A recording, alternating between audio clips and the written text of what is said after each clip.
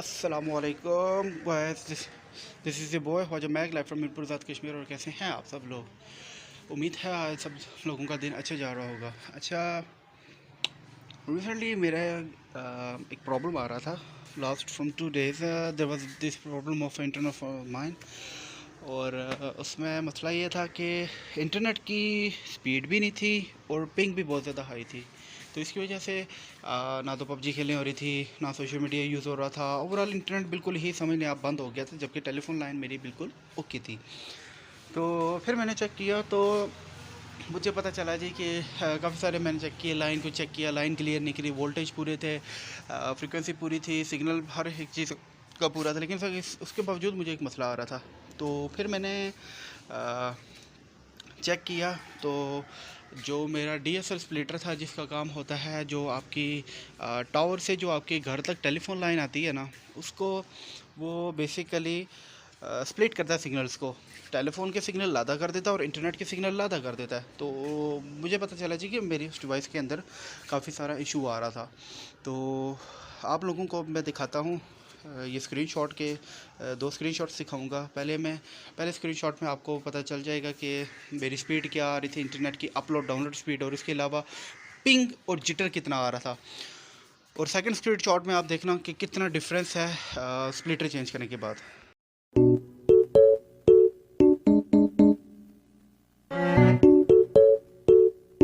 Okay guys, तो आप लोगों ने देख लिया होगा इन दोनों स्क्रीनशॉट्स में कितना फ़र्क नज़र आ रहा है। अब आपको मैं दिखाता हूँ वो डिवाइस जिसका बेसिकली इशू आ रहा था। ओके गाइस, तो बेसिकली ये है मेरी टेलीफोन लाइन जो बाहर से आ रही है, इस वक्त हमारे पोल से आ रही है। फिर उसके आगे ये लगा हुआ है, इसको कहते हैं 2 पोर्ट रोजेंट। ठीक है, ये 2 पोर्ट रोजेंट लगा हुआ है। और ये है, ये इसके ऊपर जो कनेक्टर्स लगे हुए हैं इनको RJ11 कनेक्टर कहा जाता है। ये बेसिकली यहाँ से लाइन कनेक्ट होती है। ये है वो DSL स्प्लिटर, ADSL स्प्लिटर इसे कहते हैं हम। ठीक है, इसके बहुत सारे मॉडल्स आते हैं। मैं यूज़ कर रहा हूँ SP 201 मॉडल यूज़ कर रहा हूँ। इसमें ये आप देख सकते हैं, ये पोर्ट बेसिकली यहाँ से इन हो रही है लाइन, आगे से ये लाइन को डिस्ट्रीब्यूट कर रही है सिग्नल्स को। ये जो कंप्यूटर का निशान बना हुआ है ना टॉप पे, ये बेसिकली सीधा मेरे वाईफाई राउटर की तरफ केबल जा रही है। ठीक है, and same as it is ये जो दूसरी लाइन है ना, ये बेसिकली मैंने कैट 6 केबल लगाई हुई है, जिसको मैंने आगे से मैनुअल एक कनेक्टर लगा के इसको, तो मैंने बेसिकली इसको पंच अप किया हुआ है ये वॉल की एक पोर्ट के अंदर, ये केबल्स के साथ। यहाँ से मेरे घर के अंदर पूरा टेलीफोन कनेक्शन इस वक्त चल रहा है। ठीक है, तो ये मेरा जो स्प्लिटर है ये मेरा इशू कर रहा था। और इसके जो कनेक्टर्स हैं मैं आपको दिखा सकता हूँ। ये है RJ11 कनेक्टर। अब आप देख सकते हैं कि ये कनेक्टर कुछ हद तक बीच में से रस्टी हो चुका है। बहरहाल ये रस्टी नहीं है, अब ये इसका कलर चेंज हो चुका है कनेक्टर का, चूँकि इसकी जो ये वाली पोर्ट थी ना, इसकी ये जो पोर्ट है जिसके अंदर लाइन इन होती है, ये तीनों पोर्ट्स बेसिकली ख़राब हो चुकी थी और इसकी वजह से ही मेरे घर का इंटरनेट नहीं चल रहा था। बेसिकली ये कर गया था काफ़ी सारा इशू।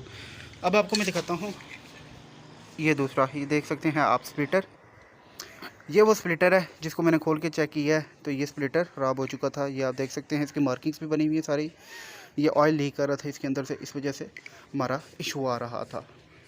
तो कभी भी अगर आपका इंटरनेट का मसला हो तो सबसे पहले आपने स्प्लिटर को खोल के चेक करना है कि ये स्प्लिटर आपका ओके है या नहीं। अगर आपकी केबल के ऊपर ऑयल या प्ले या कार्बनाइजेशन हुई हुई है तो इसको आप किसी भी अल्कोहलिक सोल्यूशन से साफ़ कर सकते हैं।